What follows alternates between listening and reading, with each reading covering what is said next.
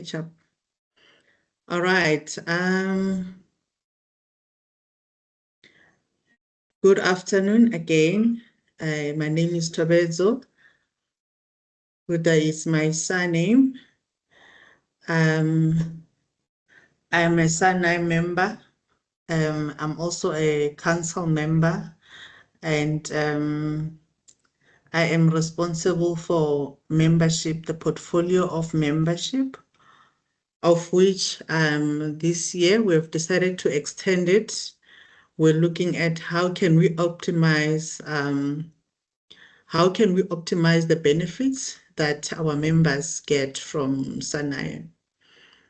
Therefore, we've identified that mentorship is one of the programs that can greatly benefit our members, because as we did the analysis, we realized that the majority of our members, they are youth, and they are those who are still pursuing their rock mechanics certificates. So they're in the category of associate, and those who want to convert them into members after they've obtained their rock mechanics certificate.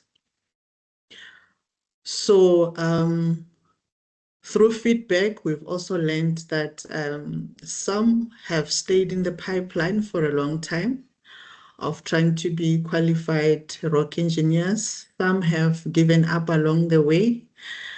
So with this program, we want to revive those dreams for those who have abandoned, and for those who are still in the process. We believe that mentorship can fast track that process of becoming a qualified rock engineer and being a competent rock engineer for that matter. So this program will focus on bridging the gap by assisting graduates and strata control officers and those who are in the process of becoming rock engineers. Just trying to navigate my slides. So as we are all aware, in the mining industry, we currently have the experience gap. The gap that we currently have, there's a group of highly competent rock engineers, of which most of them, it's either they're already on pension or they'll be going on pension within the next few years. And then we have a very high population that is sitting without the rock engineering certificate. And because of that, due to our regulation, our Mine Health and Safety Act, and our legislation, those with the strata control certificate without the rock mechanic certificate, they are unable to perform certain duties due to the legal obligations. And as a result, we're going to have crisis in the mining industry in the future, whereby we'll have newly qualified rock engineers who don't necessarily have the required exposure to make critical decisions.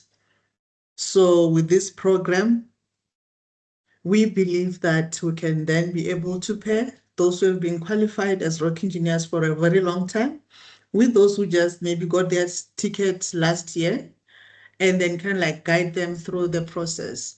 So for example, if by chance, unfortunately, maybe you just got your ticket last year, and then already you are sitting with a fatal. I mean, you would not know how to navigate if there isn't a qualified rock engineer who's helping you. As we know, the mining industry can be very brutal. They can be shifting and twisting of things. But if you've got a cover, if you've got somebody who you can always call and guide you, then you know that you can be able to navigate through that fatal inquiry. All right. And also in our industry, we can see we are faced with a lot of small-scale miners or artisanal miners. So those small-scale mines, they don't have a big like rock engineering profile, whereby maybe you have the group rock engineer, you've got the rock engineer manager, you've got the principal rock engineer, you've got the chief and several shafts rock engineers. In most cases, there's just one rock engineer. And you've got the final say on how to interpret the Mine Health and Safety Act and how to comply with those MCOP's requirements. So with this mentorship program, it will assist. You will just make a call, and then you'll be able to reach someone who can help you, someone who's like a friend or a big brother. And also the second benefit is that those who are busy pursuing the rock mechanic certificate, that process can be shorter, because if you're struggling with certain aspects, certain topic, you can reach out to your mentor to say, I need help here. If your mentor is unable to help, they'll be able to refer you to somebody who is maybe a specialist on that field that you're struggling with. So that's why then we come up with this initiative whereby we'll be linking the young professionals with experienced rock engineers, whether in consulting or those who are still operating in the mines, full-time appointments, to make sure that there's a support and there is guidance and there's help on a one-on-one basis. So you don't have to, today you are talking to this rock engineer to help you. Tomorrow you have to reach out to another. You know, at least I've got so and so who's my mentor at any given time. If I've got a fatal at 1 a.m., I can just drop a WhatsApp message and I know that person will either get in the car and come and help me, or at least they'll give me advice to say, as you're going to collect evidence, look out for 1, 2, 3, keep record of 1, 2, 3. That is what we are then trying to achieve. So here are the benefits of the program. We're going to be bridging the gap between academic theory and real world application. So we all know that theory and experimental world is two completely different things, more especially in the mining industry. As a lecturer, I'll find myself stuck trying to explain certain concept to the students, and I realize concept like this, you just need to see to understand.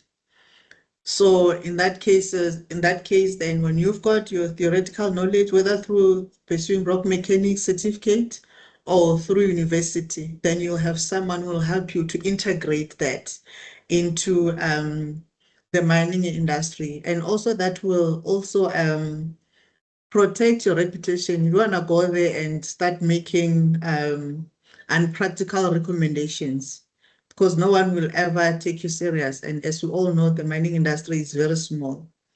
So you want to make sure that those minor mistakes, you can avoid them by asking for advice for those who are well experienced.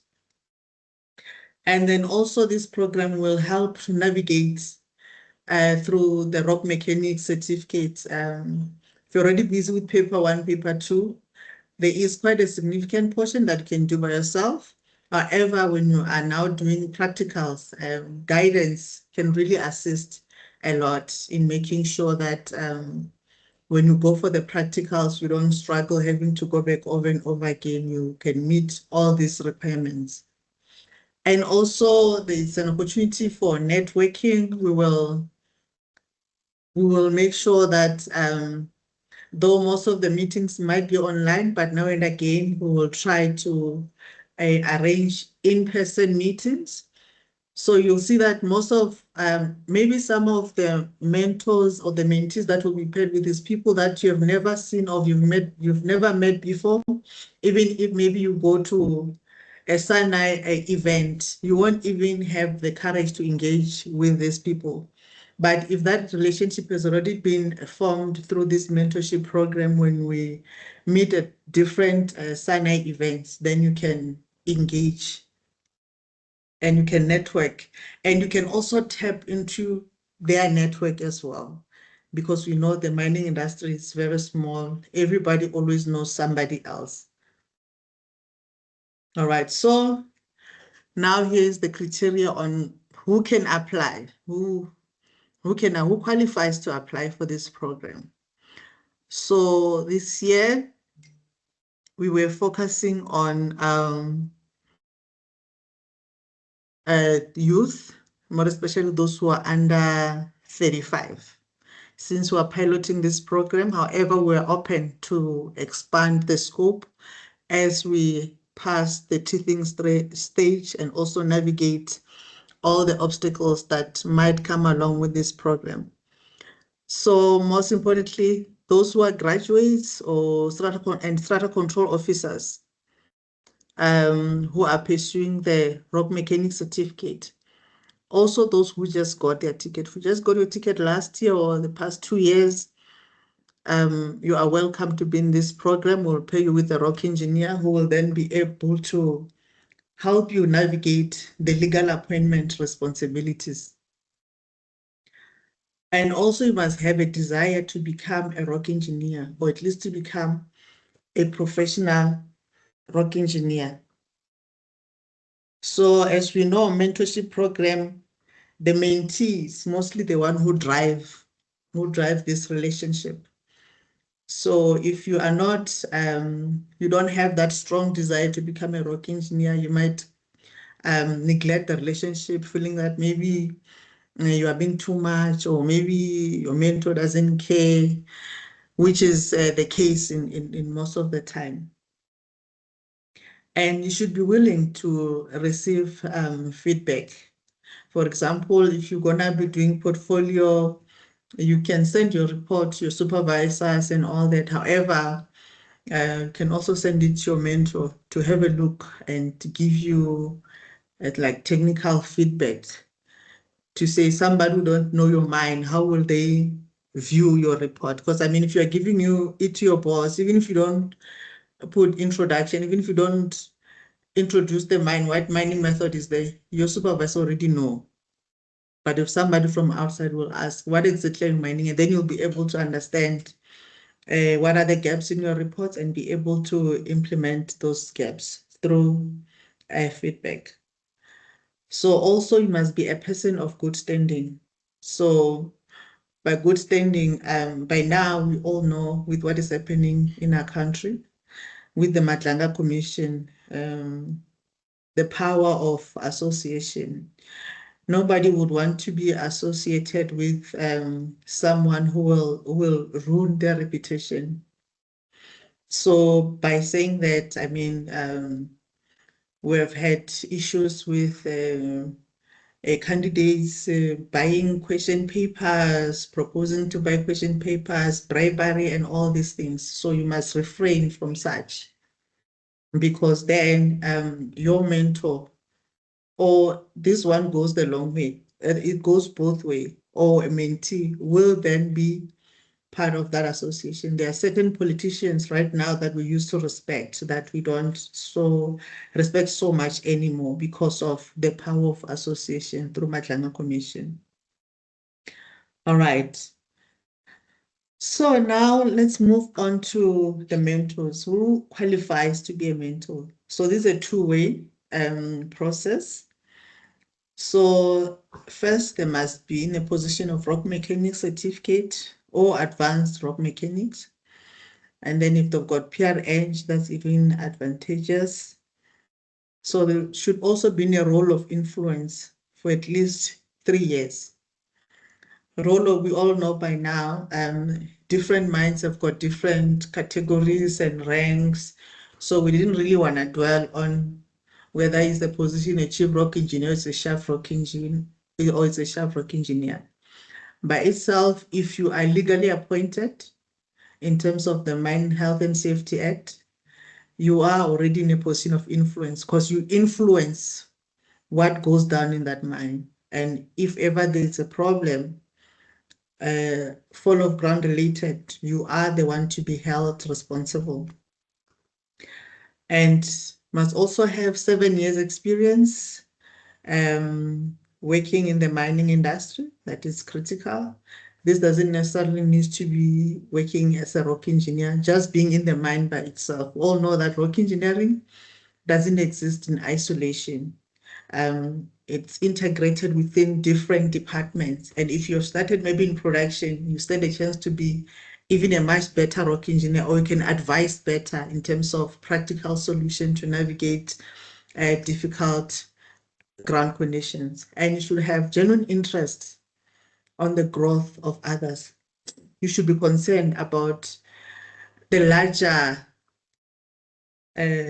state of the mining industry in terms of safety and also in terms of the growth of rock engineering. And as SANAI, the fraternity itself, you should be concerned about its growth and the reputation. So you need to pay attention on your mentees' needs and try by all means to meet those needs. If you can't, at least refer her to somebody who can, or refer him to somebody who can. And then also must be a person of good standing. We don't want people who has been maybe implicated in cases such as like sexual harassment or bullying or corruption. Those we do not want to be associated with, because then you can imagine what you're going to be teaching the mentees. And also there must be members of SANAI in good standing as well. Their membership must be up to date for both the mentors and the mentees. So now roles and responsibilities, they are quite straightforward. As a mentee, you are the driver of this ship. You need to make sure that you identify your needs, and then you initiate the conversation with your mentor. And then you need to be specific to say exactly where do you need help. And then as a mentor, you need to help the mentee to reach specific goals, of which most of them will be to get the rock mechanic certificate. We must help them achieve that. And those who want to be better rock engineers, we must help them be that. And we should be willing to listen. If they send you a message, you shouldn't take a month to respond. So moving forward, the program, the roadmap. So we have been doing quite a lot of work at the background to put this program together. So the next step now is registration. So after the launching today, the registration will be sent out some early next week, whereby we expect both the mentors and the mentees to register so that we can gather the information. And then the second stage, towards the end of the month, last week of the month, we'll be then matching the mentors and the mentees. And thereafter in March, I will send the date to have an orientation session, whereby we will then try to get a professional, a mentorship professional to come and do a little bit of training, and also just to align and introduce all the other documentation that will be required for this relationship, because this mentorship is going to be monitored. The meetings needs to be recorded. And then from March, after the orientation, immediately then the program starts, the mentorship program starts. So at least you must have 3 sessions whereby you meet. This could be online or in person. So the sessions now, that is between the mentee and the mentor to decide when will they be meeting. And then in December, we'll then be graduating and there will be certificates. So these certificates, you'll never know. It might help you somewhere in the future, because there is nothing that you do, more especially regarding your career, that it's in vain. Okay. So, and then on that note, to say that the certificate might help in the future in most leadership roles, whereby you'll be leading like big departments and all that, they expect you to be mentoring your subordinates. Automatically, that is the expectation. So if you have been through this program, you have been through the training, you will know how. For example, when I was a graduate, I was just told I must look for a mentor. And then I just had to go to the first mine manager to say hello to me. And then I asked, can you please be my mentor? And then that's where it ended. And then I put his name down, and then until I completed the graduate program. So I never really benefited because I didn't know how and what to expect. Probably the mentor didn't know as well. But if you've been through this program, then you will know how to coach even your own team. So moving on, code of ethics and commitments. So it is important that this relationship, we maintain confidentiality. So we shouldn't, whatever is discussed in this meeting is not public knowledge and cannot be shared in public. And this must be a very professional relationship, no exploitation in this relationship. And then there should be no conflict of interest. So we know that there are company politics, industry politics, and all that. So we shouldn't be involved in that. And then also we must understand that we've got different cultures. We should respect that as well. All right. So commitment, it's critical that there is 4 sessions that must be scheduled between March and December. March and November, and then December we'll have the graduation. So like I said, we've been doing a lot of work in the background. I am not running solo in this program. We've got subcommittee that is behind all this work. I am simply just the face to present the work.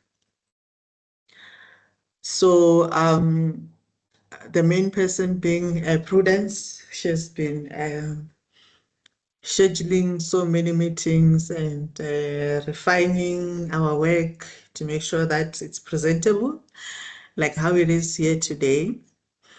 And then subcommittee members, we've got Naledi from the Northern Cape.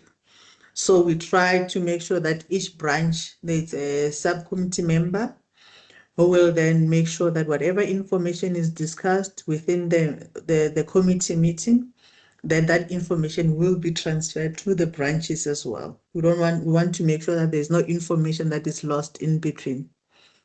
And then from Freeval, we've got Dumi. And Gauteng, we've got Pumza. And then from the coalfields, we've got Katekani. So these are the subcommittee. So I'm sure each of us, we should be sitting in a branch somewhere. So if there's anything that you don't understand, if you need any clarification regarding this mentorship program, these are the people that you must consult. Or if you've got any feedback or any improvements that we can make, these are the people that you must contact. And then during our meeting, we'll then review those feedbacks. So in a nutshell, this is the end of my presentation. Now I will be open for questions, so I'll not be alone in answering questions. I'll be having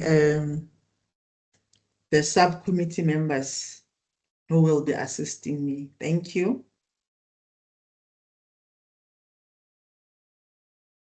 Prudence, you will help with the hands, eh?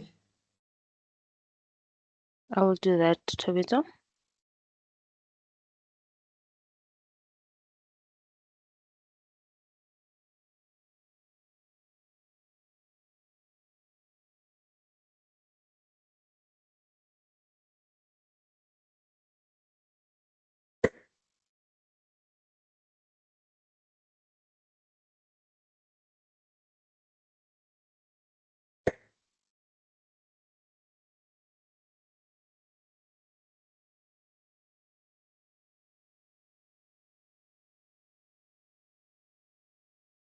We have a hand from Katlego Mushi.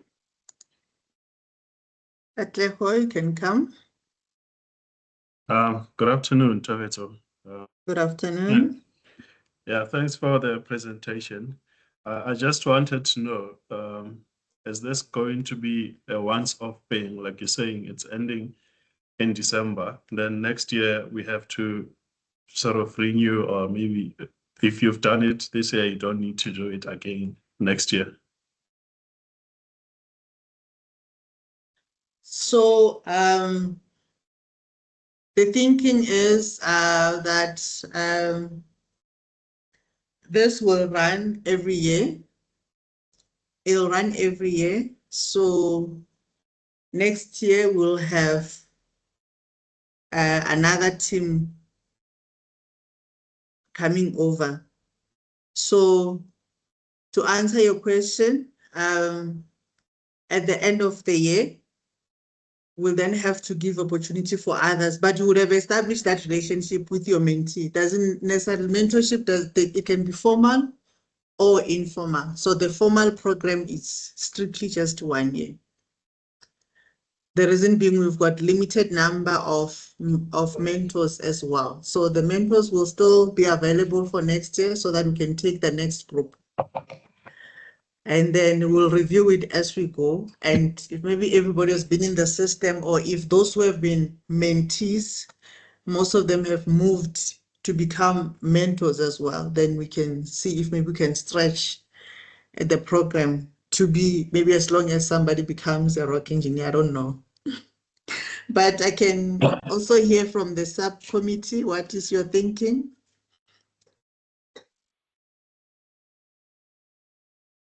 Olebogeng. Who do we have from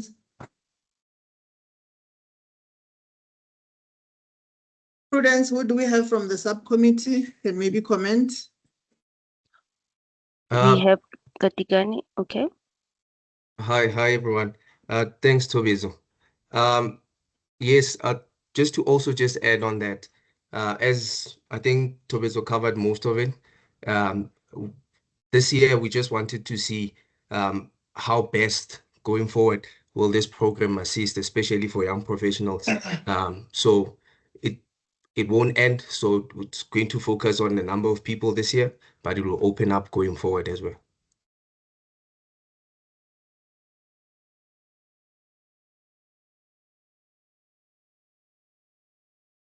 Thank you. Are you answered? Yes, Taveto, thanks. Thank you Okay. also.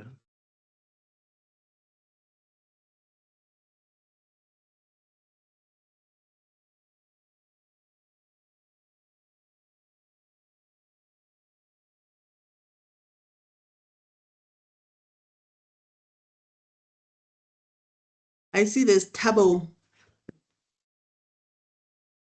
Tabo, you can go.